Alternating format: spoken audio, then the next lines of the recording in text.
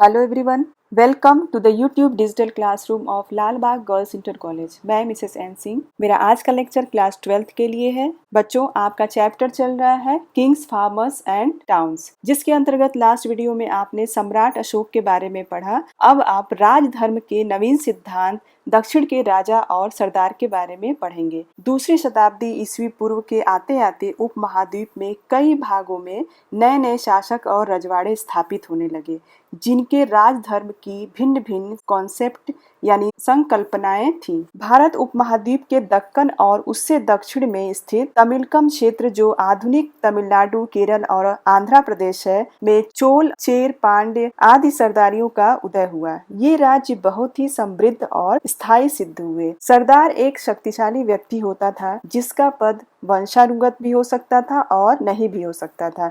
सरदार और राजा में मुख्य अंतर यह था कि सरदार अपने अधीनों से भेंट लेता था, जबकि राजा कर लेते थे। इनमें मध्य और पश्चिमी भारत के क्षेत्रों पर शासन करने वाले सातवाहन और उपमहाद्वीप के पश्चिमोत्तर और पश्चिम में शासन करने वाले मध्य एशियाई मूल के शासक शामिल थे। प्राचीन काल के तमिल संगम ग्रंथों में सरदारों का उल्लेख करने वाली कविताएं शामिल हैं। प्रसिद्ध तमिल महाकाव्य शिल्पाधिकारम में पांड्य सरदार सेन गुत्तुवन की वन यात्रा का विवरण है। दैवी राजा के बारे में अब हम जानेंगे कि लगभग प्रथम शताब्दी ईस्वी पूर्व से प्रथम सदी तक शासक अपनी स्थिति को उच्च बनाने के लिए स्वयं को विभिन्न देवी देवताओं से जोड़ते थे। इसका उदाहरण कुषाण शासक थे। मथुरा के माट और अफगानिस्तान से मिली कुषाण मूर्तियों में उनके नाम के आगे देवपुत्र उपाधि उत्कीर्ण की गई है। चौथी शताब्दी ईस्वी पूर्व में अस्तित्व में आए गुप्त साम्राज्य के अनेक शासक भी स्वयं को देवतुल्य बताते हैं।